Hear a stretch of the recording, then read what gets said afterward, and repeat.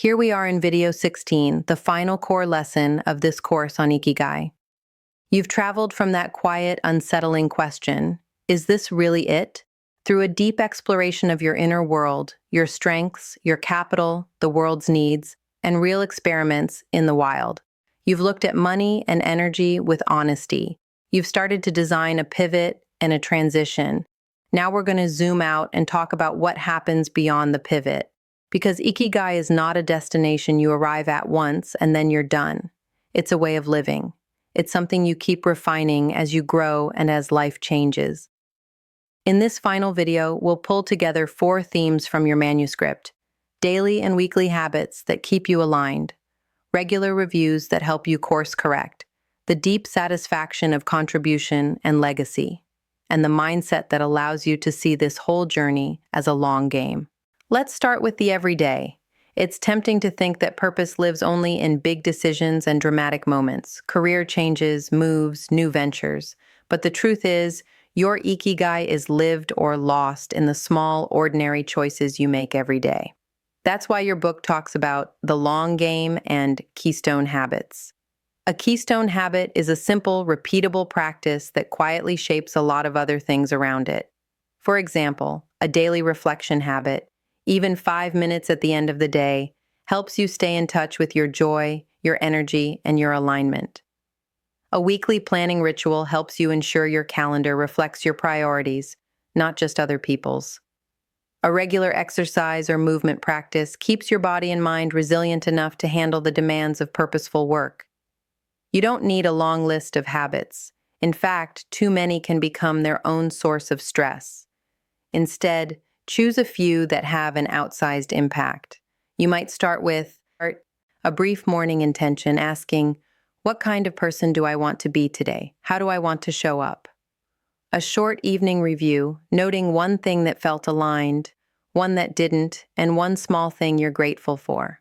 One block of protected deep work time each day, or a few times a week for your Ikigai projects. A simple movement practice that you can sustain, walking, stretching, basic strength work. A regular check-in with someone who supports your growth, a friend, partner, coach, or peer. These habits are not about being perfect. They're about staying awake. They keep your attention on what matters so you don't slowly drift back into autopilot. Alongside daily and weekly habits, your manuscript emphasizes the power of periodic quarterly reviews, structured moments every few months where you step back and look at the bigger picture. A quarterly review might include questions like, over the last 3 months, where did I feel most alive and in my Ikigai? Where did I feel off, drained, or misaligned?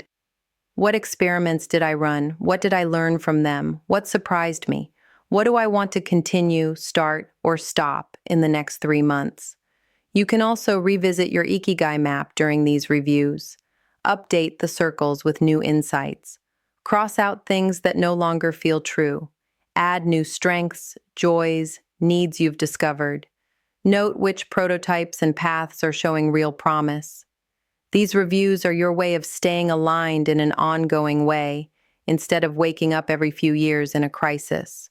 They make course correction a regular part of your life, not something reserved for emergencies. Now let's talk about contribution and legacy. When you think about legacy, you might picture something grand, foundations, buildings, big public achievements.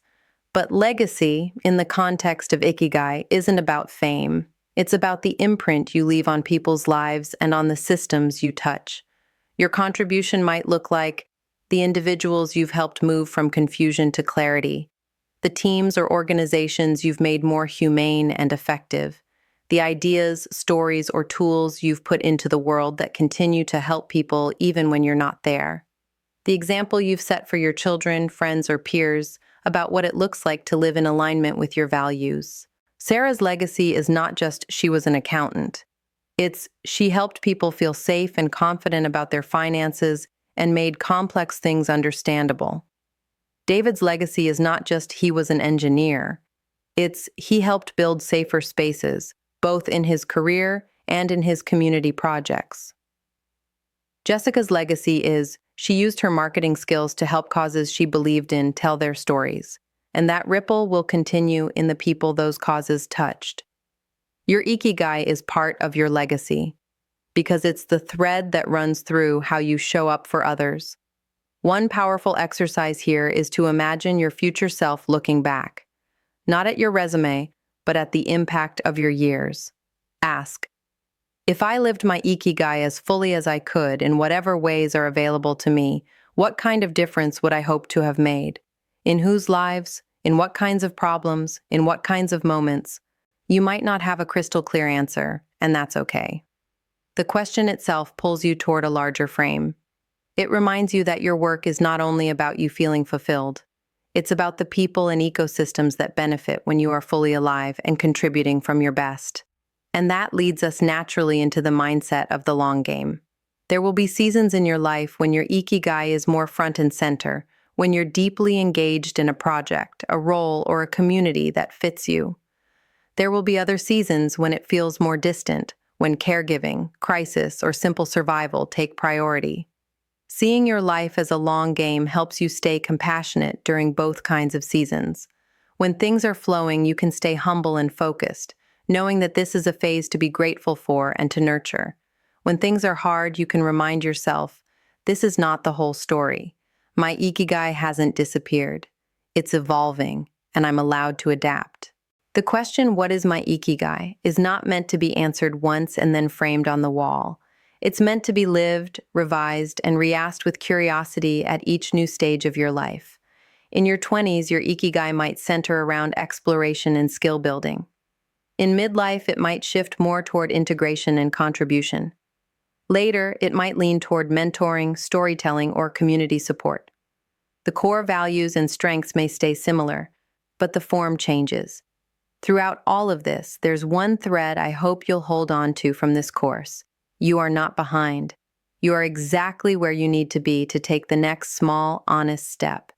You've already shown that by engaging with this material, reflecting deeply, and being willing to question some very old assumptions, that is rare, and it's powerful. So as we close, I want to offer you one last simple practice.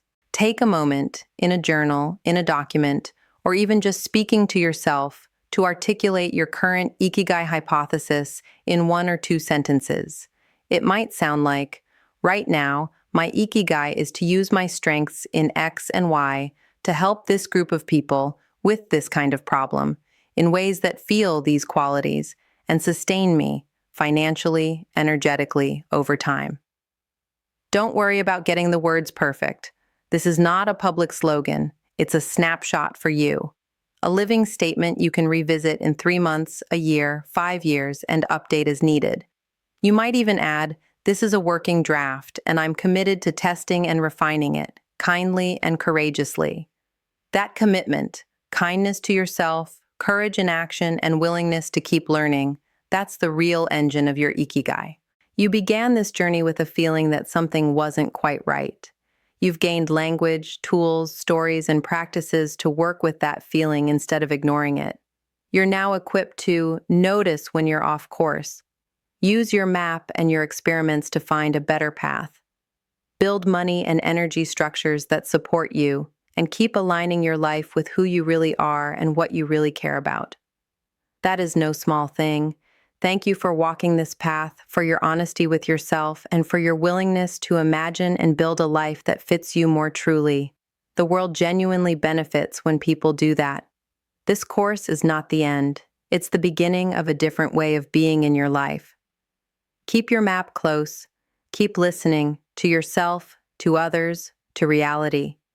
Keep running small experiments. Keep reviewing, adjusting, and recommitting. Most of all, keep remembering that your reason for being is discoverable, testable, and livable.